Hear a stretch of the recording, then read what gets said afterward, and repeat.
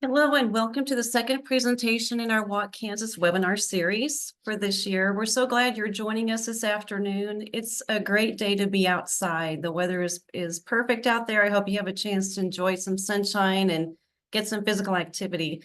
I'm Sherilyn Jackson, the Northeast Regional Extension Family and Consumer Sciences Specialist, and I also coordinate the Walk Kansas program.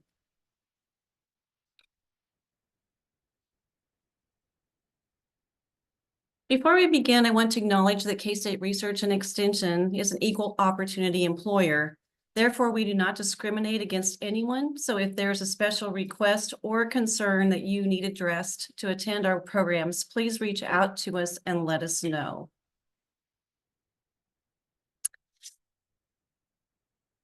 If you were not able to join us for the webinar last week on the science of happiness, you should have received that link to that recording in a weekly email. Today's webinar will also be recorded and shared the same way. Next week, I will be joined by Ashley Zawadi, who is the Northwest Regional Family Consumer Sciences Specialist. And we're going to be talking about how to shift habits, especially around physical activity and healthy eating. And as you know, habit shift is a theme for our Walk Kansas program this year. So we hope to provide some tips to support you in creating some healthful habits.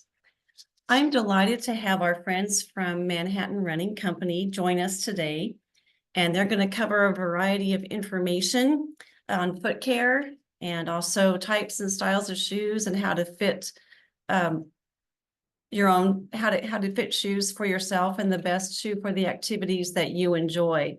Today we have Amber Vargo and Ian Halfhide as our guests. Ian is the lead marketing manager at Manhattan Running Company for the last 2 years. And Amber's been with the store for 3 years and she's a store manager. And Amber and Ian, I'm going to turn it over to you. Alrighty. Hello, everybody. I'm going to get my screen shared and we'll kind of kick off this presentation.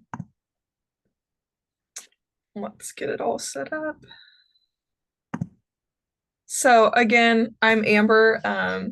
I've been at Manhattan Running Company for a while now, kind of bounced back and forth between the corporate world and the run specialty world. And this is Ian. So let's get started. So again, we both work at Manhattan Running Company located in Manhattan, Kansas. And we're super happy and stoked to be here to just talk about the importance of proper footwear and the benefits of proper footwear, although it can be quite an investment, as many of you might realize, but it definitely goes a long way. Some topics that we'll be covering today, Ian will kick us off today. Yeah, I was going to say some of the topics we'll be covering is obviously our gait analysis system, which we'll cover here in a second. We'll also be talking about the different styles of shoes and what the different shoes can actually do to help you with certain things in your life. The proper fit and your correct shoe, will definitely touch on that as well as foot care and maintenance. And that's where we can answer some questions if you have any regarding like personal problems and just stuff like that. Yeah. Okay, so to kick us off, a gait analysis, and a lot of this is going to be kind of particular to our store in general, but I know a lot of run specialty stores that are kind of aside from Dick's Sporting Goods and Academy will have some kind of process or procedure where they do a gait analysis for you or scan your foot and can kind of get you in the right direction for which shoe you should be looking at. But it's just a technique used to determine the movement of your foot and ankle while in motion. So at Manhattan Running Company, we have a device called a Curex scanner, and it is one that is in motion. So you don't just stand on it and it scans your foot, you walk across it, and it'll take some scans and some pictures of it and give us a little bit of feedback. So a lot of it looks at the arch type in your foot. So kind of high, medium, low, and then it'll give a shoe size and your shoe width, and then it'll show different pressure points. So pictures of it kind of show a little heat map of your foot and where you're putting more pressure, like in the balls and your ankle, that kind of stuff. And then your gait type. So we'll dive into a neutral stride, someone who overpronates, and someone who maybe supinates in this picture to kind of dive into that a little bit more. Everyone's got one of these three that they do. So you're either normal neutral stride, which means you don't have any movement in your ankles. So you're not moving inwards, you're not moving outwards. The pronated one is when your foot leans in and dips inwards. So that ankle kind of falls in, your arch is fallen a little bit, maybe touching the ground a little bit more. And then a supinated position is when that ankle and that movement is going outwards. So you're starting to lean a little bit more on the outside of your foot, putting pressure on that outside area. Based off of this, in our store, we have a shoe wall categorization of neutral shoes and stability shoes. And if you're someone who supinates, we'll probably put you in more of a neutral shoe, as our stability shoes are going to have a specific posting on the inside of the shoe that'll help correct that rolling inwards motion of the foot and ankle and kind of put you back into a neutral position. And to dive into, what does an overpronator specifically do? So like I said, you roll inwards, but it can also strain the muscles in your feet and in your legs. So if you're getting shin pain, hip pain, knee pain, a lot of this can be from that misaligned motion that your foot is kind of forcing that whole leg to do. This can lead to different conditions, like I was saying, just random things that maybe your doctor might have addressed to you, or like I said, random pains that you could be getting. Supinators, also same thing. You could be getting back pain, hip pain, knee pain. Both of them are just a slightly unnatural position that your foot's putting you into. So that can cause a lot of different scenarios. And plantar fasciitis is a big one for honestly both of these. So we'll touch on that a little bit more as well going into this. Next thing we'll talk about is our insoles, and we kind of have it broken down into 3 different types of insoles. We have orthotics, maintenance, and then cushion insoles. And I'll kind of start first with the orthotic. And how I would think of an orthotic is almost like a cast. I almost always put someone in an orthotic if their doctor tells them to. It's something that I'm not going to just give anyone because, like I said, you kind of think of it as a cast. So with the orthotic, it's with something that you have like an injury, if you have really bad plantar fasciitis, if you're coming off of an injury or your doctor's just telling you to get it, it's taking 100% of the weight off of your foot. So it's not something that you're going to wear, for the rest of your life, just like a cast. If you wear it too long, it can atrophy, which is not what you want. And then I would give someone more of a maintenance insole, which is going to still let your foot kind of do what it needs to do, kind of let it flex out, but still give your foot plenty of that support. And a cushion insole is literally just kind of like a hunk of foam. It's something that you're going to put underneath you. It's not really going to do much in terms of support, but it's going to give you, pretty much a big pillow underneath you. I honestly think that everyone can benefit from one of these types of insoles. I don't think there's a single person on this planet that wouldn't benefit from something like this, especially a maintenance insole. Reason being, the Curex insoles that you can see on the screen here, they're special in the sense of the heel and toe is dropped. So your foot really doesn't have a choice but to sit on top of the arch support. So whether you have a low arch, a medium arch, or a super high arch, there's going to be something for your foot and it's going to help. Yeah. Another way we like to describe it. So this is just a specific brand that our machine that we have in store specifically gives us. They are really great though, because like he was saying, it's maintenance. So it's just there to help support what your foot naturally does. And if I were to take my hand and this is your like arch flexing, that insert just comes in and supports it so it doesn't flex anymore, causing more pain, causing that arch to fall, the pronation, the supination. So it's just there to naturally help and support what you're doing. And then to touch on orthotics again, they're there as a corrective thing. They're there when you have a specific need that's been addressed by a healthcare professional. And in that case, that's when I would definitely go the orthotic route versus maintenance. So after we have gone through the fitting process, so we've done a gait analysis, it's given me your arch type. We've maybe touched on inserts a little bit and how that could help benefit you and whatever your specific reasoning is for coming into the store that day and looking for a new pair of shoes. We'll start breaking it down by a style and a type of shoe. So I kind of touched on it earlier, but we do have 2 different sides to our shoe wall, so neutral and stability. And then of course we have some trail shoes, some cross trainers, more specific shoes, and that's kind of also more into the neutral side of things because they don't have stabilizers in the center of them, like a stability shoe would for someone who does overpronate. So to touch a little bit more on that, specifically for a definition, neutral shoe is a shoe for feet that stay in an upright position.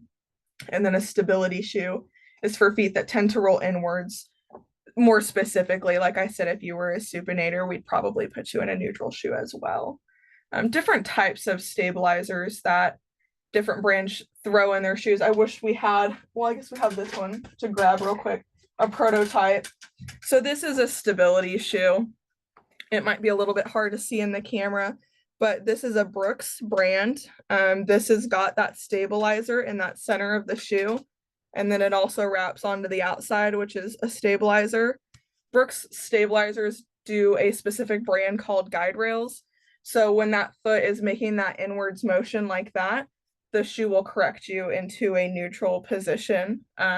There's lots of different types of stabilizers that different brands throw in to their shoes. They all do the same thing, but they just have different names for each one of them. So guide rail for Brooks, and for those Hoka lovers out there, they do a J-frame, which is a little bit of a firmer foam on the bottom. And if you were to look at the bottom of the shoe, you would see like a J motion on the bottom. It's just a dual density foam, so meaning it's a little bit firmer to kind of help overcorrect that pronation and put you back into a neutral position. Another thing to touch on with just getting into the nitty gritty of a neutral shoe, stability shoe, what they all have. Hoka does for their neutral version, instead of their stability version, a meta rocker, which can be very helpful for anyone who has like plantar fasciitis and just wants a little bit more of a natural roll. So in this picture that we have on the PowerPoint, meta rockers can have an early stage or a late stage, which is basically how high that toe is curved up. So late stage, that toe won't curl up as soon. Early stage is when it's a little bit higher. So when you're rolling, it's going to roll a little bit sooner. It's got to have a natural motion with your foot. And that's just a couple things to touch on the different styles of shoes.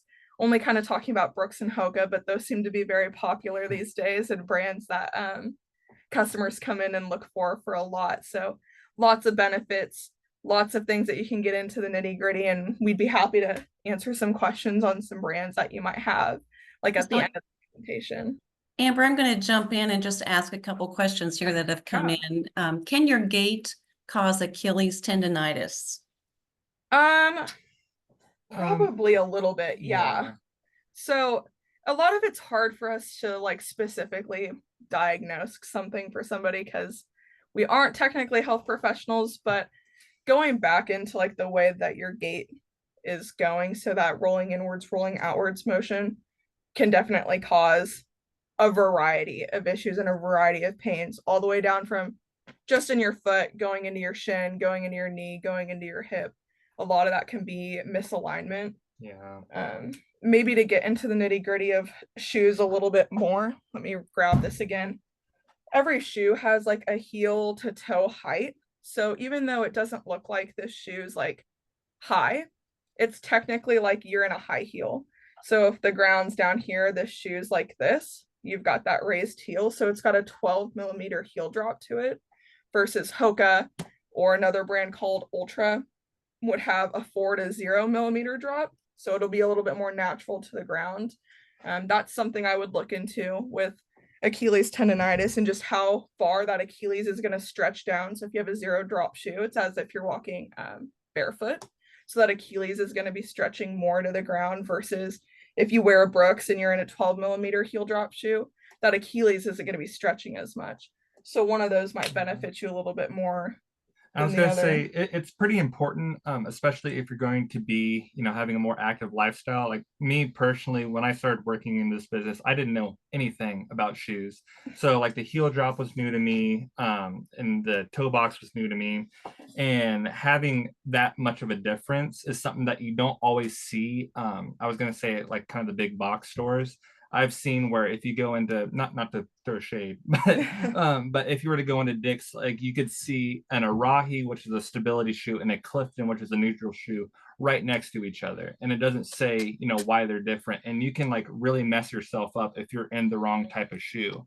Me personally, I was running in a neutral shoe when I needed a stability shoe. I got shin splints really bad. I came here, started working. My boss said, try the stability shoe. Went into stability shoe, and literally the next run, I didn't have any shin splints. So it can be as simple as just getting the right type of shoe, which I hope we're going to kind of help with today. Yeah, and definitely asking questions. So if in wherever you're located, if you have a run specialty store, even Fleet Feet, they're a little bit more commercialized, but they're definitely considered run specialty. Go in there, kind of pick those people's brains a little bit, ask them questions, because most of these stores are their employees are a little bit more high trained in the specifics of the tennis shoe and the material of the tennis shoe. And then we have a couple more questions. Is there a cost for your gait analysis? No, not here at Manhattan Running Company, and it's not appointment based either. So you just come into the store, and the way we greet you, we're like, "Hey, how are you doing? What can we help you find?" And you'd say shoes, and then we'll go, "Great, what are you looking to use them for?" Whether it's just everyday lifestyle, you are a runner, you're a walker, you just want something for the gym, doesn't matter. Your feet hurt, and you just want to stand in something that's better, then we'll kind of start the gait analysis and go from there and just kind of help curate a couple shoes that we think would be a good fit for you. And also, it takes like literally a minute and a half. Yeah. As long as it takes you to walk 4 times back and forth. It's super fast and super simple, and it does give us a lot of information that we can use to help you get the right shoe. Yes. And do you know of any shoe specialty stores in Johnson County area?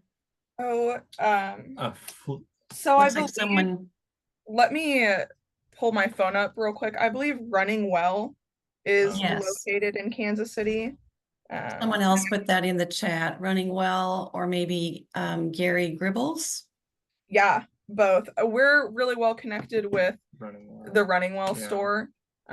So, and I've definitely heard of Gary Gribbles before, but I know Running Well has a couple locations, and they're a part of some initiatives that our store and other stores across the country are kind of diving into to help make run specialty a little bit better.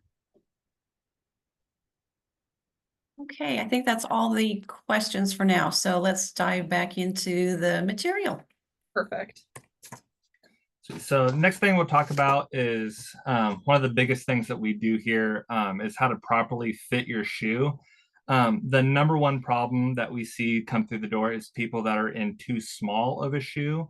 And that, and speaking from experience here, that can be really hard to get across to someone that, I hear people that say, I've been a size 8 my whole life. And that kind of makes us raise an eyebrow because, over the course of time, your foot can kind of splay out and your foot's going to get bigger. One thing that we really try to push on people is that going bigger is almost always going to be better. Your foot can fit into a shoe in the store perfectly fine, but once you're out running, once you're out, even just doing your job after a long day, your foot is going to swell up and splay out. So that size 8 fits really good in the store, but once your foot splays out after you're doing your activities, you need an 8.5, you need a 9, you need a wide. And when we talk about wides as well, we're talking about literally the width of your pinky. So when we say, you're going up to a wide, think of it as just adding a pinky toe. How we check for the sizes is with our thumbs. We say a full to a half thumb. We would really love to get people into a full thumb if they're doing activities. But we say a half thumb for the people that just really don't want to go, to that next step up. And also making sure that your foot fits inside the outsole for the width. I was going to say she has it here. One of the easiest ways to find out if a shoe is going to fit for you is by taking the insole out. Yeah, so just pulling it out of the inside of the shoe. And then putting your foot on top of it. And if your foot, is over the insole or is splaying out, that you need a bigger size, you need a wide. That's a super helpful tool that even if you don't have a quote unquote expert with you, finding that out is super easy.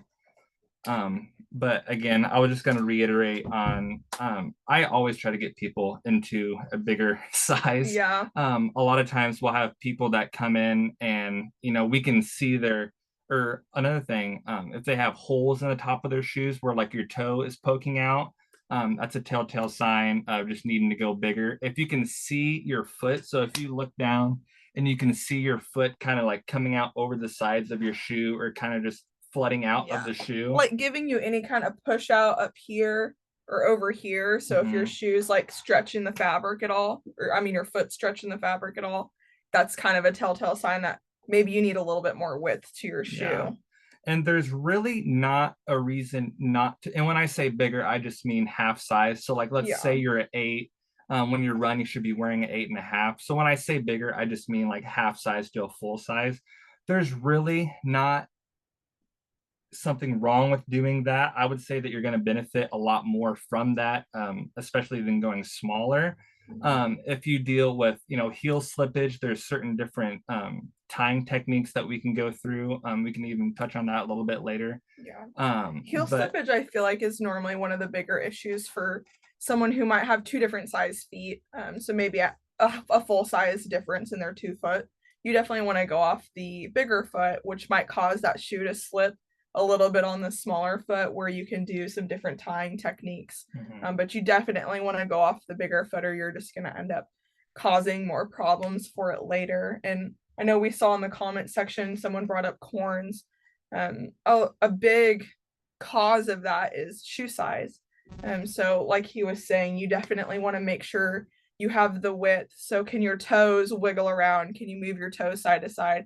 Can you even curl your toes in your shoe? That's all the things you want to be able to do. You definitely don't want your toes sneaking up at the end of the shoe. So if your toes feel the end of the shoe at all, you definitely want some more length to it. And then again, like he said, pulling that insert out. If that insert disappears when your foot steps on top of it, you're going to need more width. You're going to need more length. And like Ian was saying, it's never a bad thing. The only time it is if you're walking around and you're like, I'm going to lose my shoe. It's a little too big. And then that's when you wouldn't want to exercise in it, take it every day. But as long as your heel's not slipping out, unless you've got those 2 different feet sizes, and you might get some heel slippage. But as long as your heel's not popping out, you don't think you're going to lose your shoe, that extra space is never a bad thing. I like to tell people, like, we don't get paid any more by selling you a bigger shoe. Like, we're just trying to help. And a lot of people, they kind of struggle with going up to that next size. But it really, if you have, plantar fasciitis, if you're dealing with blisters, if you have, corn, stuff of that nature, it's could be as easy as just going up a half size. And a lot of shoes these days, they make them a lot narrower than what they used to be. And it's more for like an aesthetic appeal too. So toe or shoes that have more like a pointed toe, that goes way, way, way back in time when women wore high heels, and it was just more aesthetically pleasing, more just a better look to have that pointed toe shoe and not have it be a little bit more rounded. So definitely look for brands that round out their toes a little bit more. So Hoka does that. Brooks does that for the most part, because that's going to give you more space, and that's how your foot naturally is shaped. Your foot's not a triangle at the end. So I am gonna add on here. Another thing is that different brands, all sizes are not the same, unfortunately, which makes our job super easy. But for instance, like there's a shoe that Nike makes that is legitimately a full size smaller than what it's listed. So, let's say you wear a size 8. If I were to pull this shoe in a size 8, it would fit you like a size 7. So always try to make sure to try on the shoe. Don't even look at the size, when we're pulling them out, or when someone pulls it out for you. Because you could say, I want a size 8, and we bring out an 8.5. It's because of the sizing difference. That's another thing. So make sure you're definitely trying the shoes on. Yeah. Any questions regarding Yes, okay. we've got a couple here. One person says, I bought Hoka's. If I wear for 30 minutes with being on my feet, the outside of my foot starts to burn. Is this just breaking the shoe in or something else? So that was another thing, specifically when you're wearing running shoes specifically, there's really not a break-in period. You should be able to take that shoe out of the box and go run, however far you want with no break-in period. Do anything period. like work, Exactly. walking. Yeah. That with the burning sensation, that's normally a telltale sign of it just being not wide enough. If it's on the outside, so like on the sides of your feet, that probably means that it's too small, or in terms of width. If it's on top, That can almost be like Some- neuropathy or or a high instep. It's hard to Yeah. tell without seeing it in person. But if that top of your foot maybe it's just a little bit peaked in the shoe, that can cause some pain as well. And speaking on Hoka specifically, they're a little bit more of a unique brand. So to grab my Brooks shoe again, most tennis shoes, your foot's sitting on top of that sole. So you're not in it or anything. But Hoka, you actually sit inside of that shoe sole just a little bit. So it almost buckets your foot. And I've started to notice that Hoka's very an acquired taste. It either works really well for somebody or just not so much, just because it does have that bucketing effect to it. So your foot's kind of hitting the inside walls of the shoe, which can cause some pain and just be uncomfortable. So aside from not being able to see it, maybe your shoe is a little too narrow. And maybe you would want an extra width or a wide, but also it could just be the nature of the way a Hoka is built, which sometimes just bothers people a lot. and also not being able to see it. But if you're wearing like the stability style shoe that we were talking about, sometimes your foot when it's going up against those guide rails, it is pressing on the sides, and that can be a new feeling for some people, which is fine. That's what the stability shoe is for. So if it's like an Arahi or a Gaviota, again, I don't know what shoe you have, but that could be something that is perfectly normal. And then I guess to touch on that really quickly as well, if you are in a stability shoe and you need a neutral shoe, if you're already in that neutral position, but you get put in a shoe that's got the stabilizer that's going to help push that arch up a little bit, then you're all of a sudden supinating. So it's really important to make sure that if you aren't a pronator, which means you roll in, if you're just neutral, or if you do supinate, you stay in a neutral shoe because it's going to keep pushing your foot outwards and you wouldn't want that. So it's taking you out of the neutral position that you're already in and putting you in a worse spot. Couple more questions. I think this one, it says, what about if you're doing a lot of walking, not running? Do you help with that too? Everything. Yeah. Yeah. We're Go ahead. called Manhattan Running Company, which kind of deters people, and it's tough because we're definitely not just a running store. We do have running specific items, and all of our shoes are running shoes. But I always tell everyone, all of our shoes are extremely versatile, except for maybe 5 out of the 40 we have. So if someone were to come into our store and you pointed something out, it'd be like, that one is a running specific shoe. So we'll have to steer away from that. I would But- also say, like, I would go as far as say 50 to 60% of the people that we help aren't runners at all. I would say more. Yeah, I would say more too. But every running shoe that we have is going to make a good walking shoe. When we get into walking shoes, could we go back to the Meta Rocker? Yeah. So this Meta Rocker, that's going to be in almost every running shoe. When we talk about a walking shoe, it's not going to have that rocker. So it's going to be very flat. So that way, let's say if you shuffle or if you have a harder time picking up your foot, you would like to have that flatness because it's not, making you go all the way up. But that being said, if you're just looking for a good walking shoe, besides in very few shoes that we have, any running shoe is a walking is shoe. a good walking shoe. It's just you cannot run in an actual walking shoe. Yes. And like he was saying, I wouldn't get hooked on the walking shoe title. Yeah. Like Brooks makes a walking shoe. That they're not the most comfortable No. thing in the world. So don't go into any running store and be like, I need a walking shoe, because there are definitely good shoes out there that aren't walking specific. And if you say that I'm looking for a good walking shoe, a walking shoe is an actual thing, like kind of what she was talking about. So just being open-minded in the sense of the running shoes, that's what's going to have a lot of that cushion, a lot of that good support. And what makes a walking shoe is honestly being pretty stiff and having a pretty flat base. And to touch on it one more time, I used to be a runner. I only run in one shoe out of the 40 we carry, but I probably own one of every shoe we carry, and I wear the rest of them every day to the gym, to work, run errands, all the other stuff. So Yeah. Another question, what time of the day is better to buy shoes for proper fit? I wouldn't say any time in specific, honestly. I mean, if you have a actual issue, or my foot's really swollen at the end of the day, then it could almost be better to come early, but it could also be Mhm. good for us to see it and kind of know, okay, well, you're going to need this much space by the end of Yeah. the day.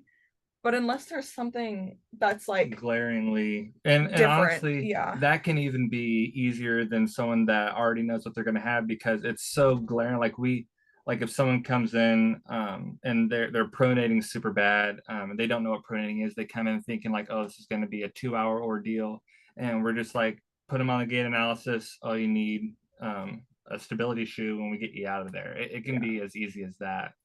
So I wouldn't say there's a specific time Yeah. necessarily, unless you do have big differences from beginning of the day to end of the day.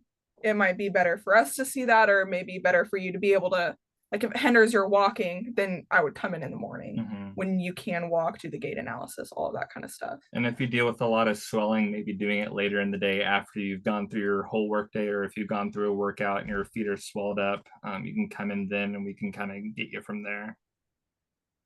Okay, there's questions coming in here. So, what is the best shoe for flat, narrow feet that need support?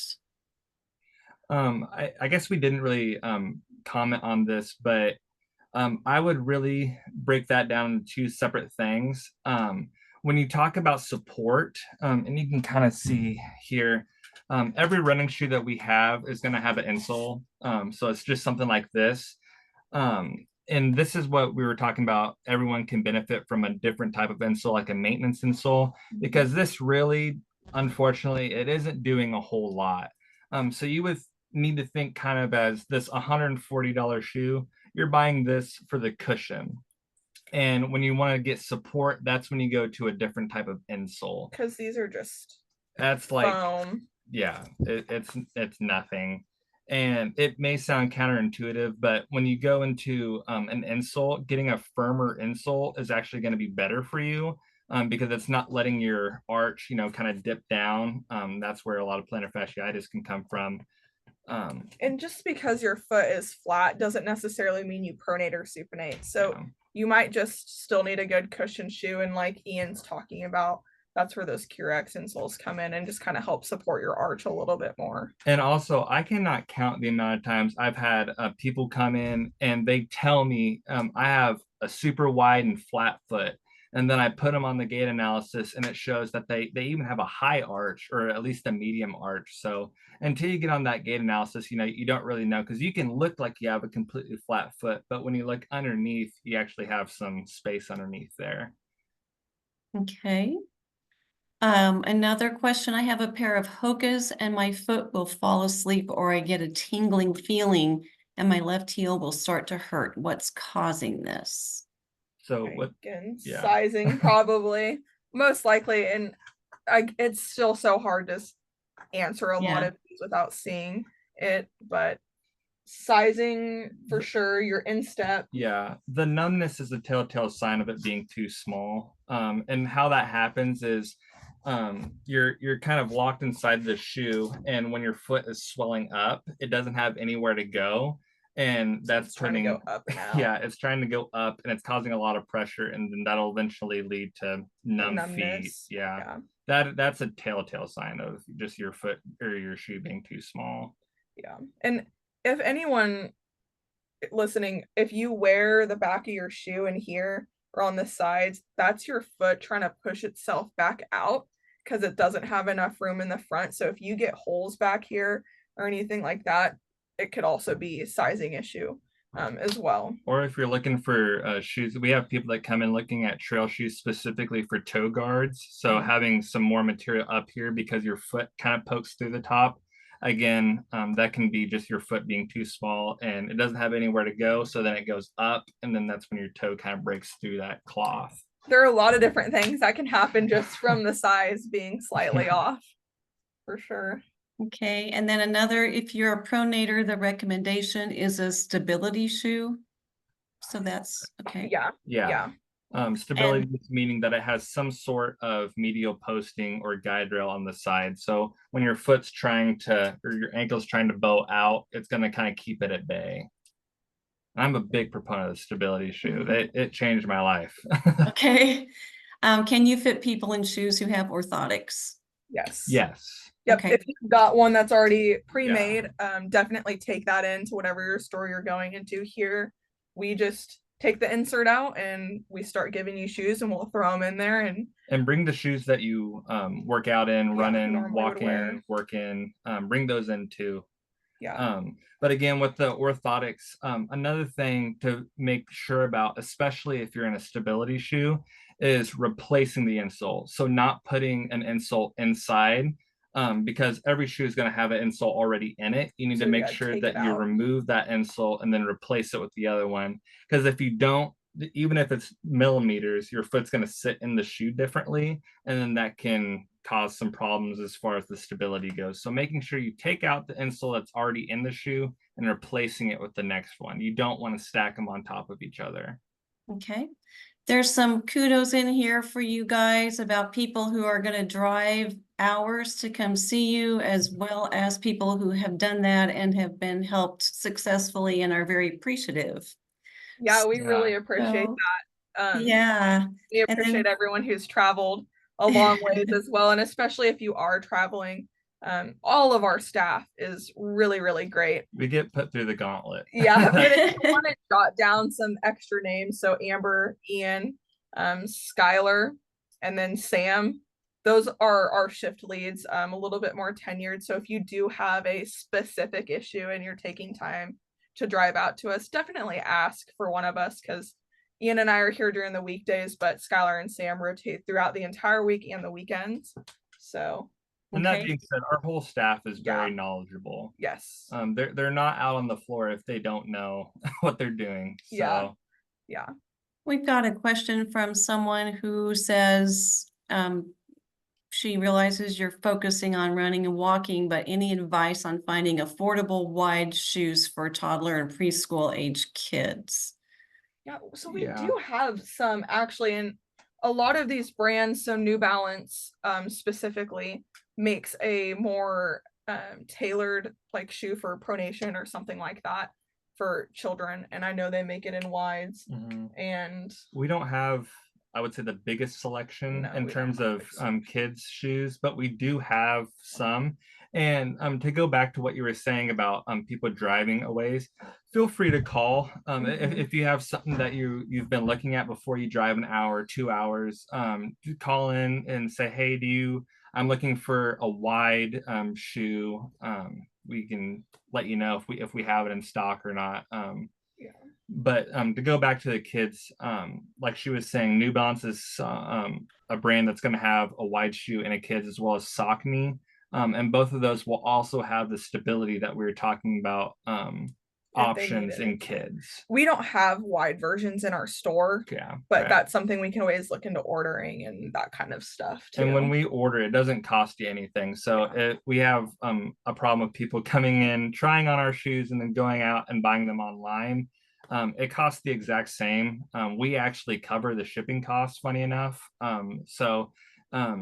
You're going to pay the exact same that you would on Hoka.com or anything, even if you're getting it shipped to your house. Yeah.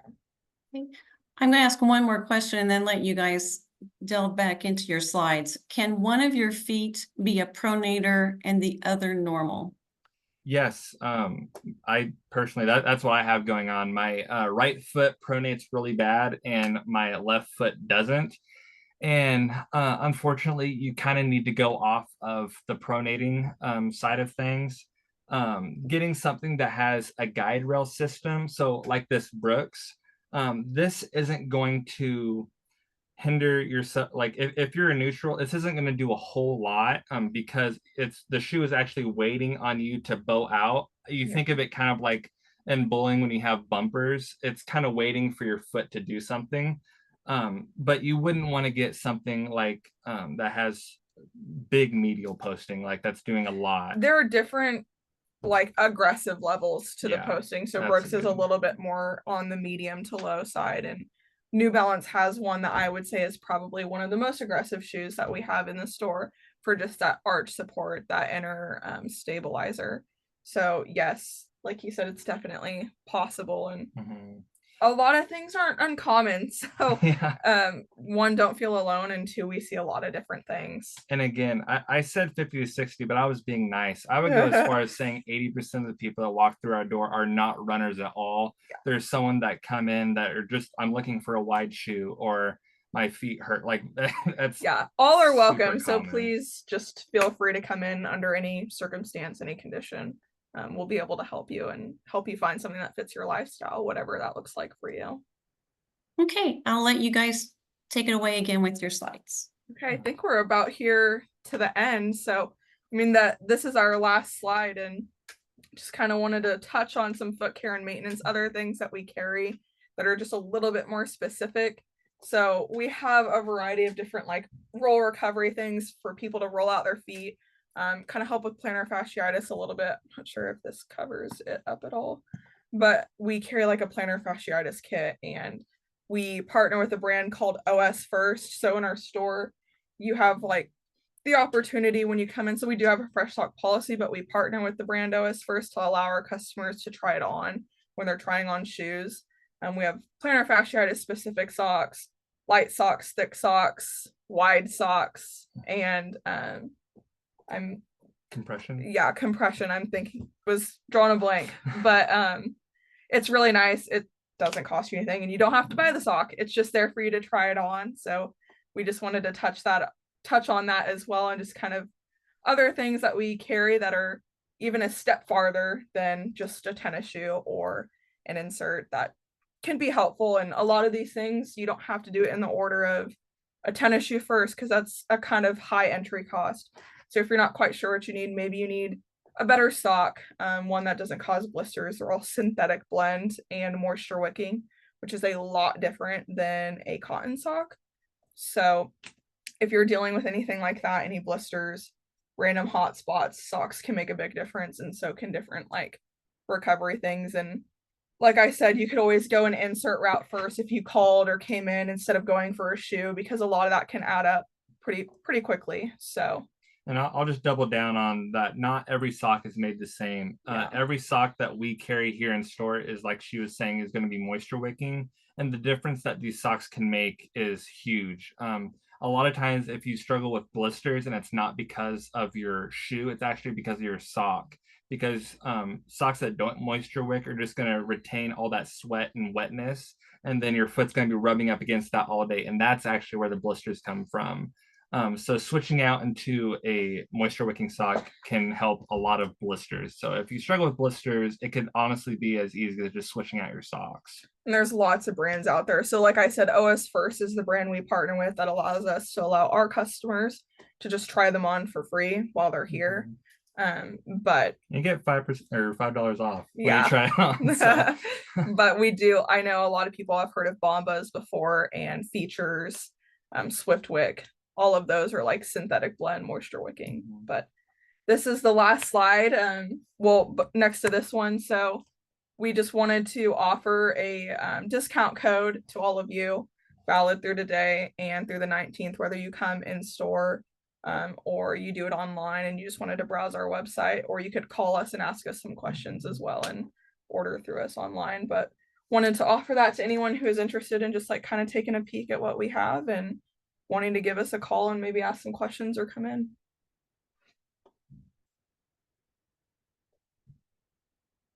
But I think that's all we have for today. Yeah, if there's So, any questions yeah. that we had, or Yeah, just following up, did you talk about how often that you should replace your shoes? How long should they last? Do you want to go get that sheet really quick? Yeah. So Ian's gonna go grab a sheet because I don't have it off the top of my head. And one of our fallbacks for someone like me who has been a runner my entire life, I go off of like shoe life based off of miles, and not very many people, or someone who isn't a runner doesn't count their miles every day. So we have a sheet that goes off of steps, time, miles, all this stuff for like how long your shoes should last you. And ironically enough, a lot of tennis shoes won't look worn when it's time for them to change. But just aside from counting your steps or doing something like that, if you're getting knee pain, shin pain, or just something random that you're like, this hasn't been happening, but it's happening out of nowhere. Listen to your body. Yeah, that's your body and your shoes saying, okay, I might be a little worn out, even though it doesn't look it. Hopefully you guys can see this and read this. I should have put this in the PowerPoint. I have, send a picture to you and you can email it out. yeah, I've got a copy of that. I will include that with the link and also put it on our online system. Perfect. Yeah. So I'll run through it a little bit. So this one goes off of steps. So if you think you walk around 4,000 steps in a day, so maybe 1.7 miles, your shoes should last you about 8.5 months. A lot of this I feel like can maybe be kind of shocking. Yeah. Just because you would think $140 shoe should last you years, which technically they can. But this doesn't mean that you need to come in, in 5 months. So like, for instance, if you walk 10,000 steps a day, which a lot of people try to get to that 10,000 step mark, the running shoes that we carry are good for about 3.5 months. Now that does not mean in 3.5 months you need to throw those shoes away and come in and buy another $140 pair. That's not what we're saying. What we're saying is that after 3.5 months, that shoe is not going to feel the same way that it did the day that you got it. Yeah. The foam that is used, unfortunately, to get that cushion, it just breaks down more over time. So to get that swoosh that everyone's looking for, it does unfortunately break down sooner. And I would say that's heavily specific in my mind to somebody who runs. So if you are an avid athlete or you do like to run a lot or you are walking a lot every single day, that's when I would pay attention to that a little bit more. If you're running errands, you just need it lifestyle, work, you could probably stretch that a little bit longer. And then two, once you hit that point or you hit the point where you're like, this is kind of bugging me, my feet are hurting, anything like that, I'm like, that's your gardening shoe. You take it outside, kick around in the dirt in it, go run to the grocery store in it. Like, don't get rid of it, but don't make that your daily driver either. And then speaking on the timelines, I don't know if we can go back here, but the timeline of these insoles specifically, so not every insole, but the ones that we offer here, specifically the Curexes, a timeline of these insoles would be about the life of 1 to 2 shoes. So we say, every two, like a year-ish, that again, your body's going to let you know. But just also a timeline of the insoles, it should last you around the lifetime of 2 shoes. But again, your body will let you know. And then for longevity, every brand that we carry will last you the same amount of time. So no shoe is going to necessarily like break down more than the other brand wise, but the foams in them are different. So the foam in a shoe might be really soft and super cushy, and one that's a little bit firmer, you might notice it breaking down quicker, but that's not it breaking down quicker than another shoe. You can just feel it a little bit more, but you're still getting the same longevity out of the shoe. Okay, one more question here. Will the gait machine show if someone has plantar fasciitis and this person has not been to a doctor to get it confirmed, but is that something that the gait machine can show? Not really. Honestly, if you think you have plantar fasciitis, you probably do. And the biggest thing with that would to be getting an insole.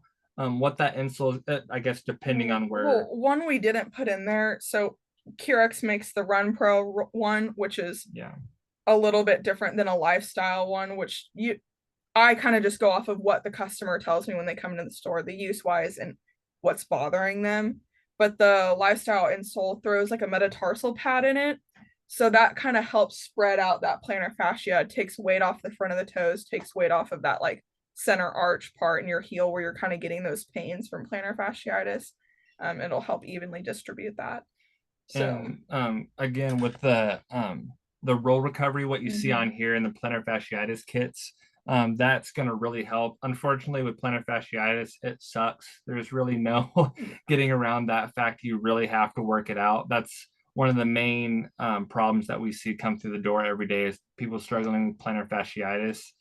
And if you came to us and were like, oh, I have arch pain, or I think I might have plantar fasciitis, that's when we would pull one of those inserts for you to try in either the shoe you currently have on, or if you were looking for a new pair of shoes, that too. And like you said, the socks and the roll recovery, they make all sorts of things. So we would just take that route, and everything we have here at our store. So shoes, insoles, they all have a 30-day period where you can go wear it outside and that kind of stuff. With shoes, you'd have to do an in-store exchange in 30 days, but the insoles 30 days trial, you can bring it back, full money, all of that kind of stuff. So that kind of gives you an opportunity to say, okay, did this help me after a week? Because it doesn't take you 30 days, 7 days max, you'll know this is helping me, this isn't helping me. I think we've covered it. Lots of kudos, saying great information. Thank you. Yeah. So Amber and Ian, thank you so very much.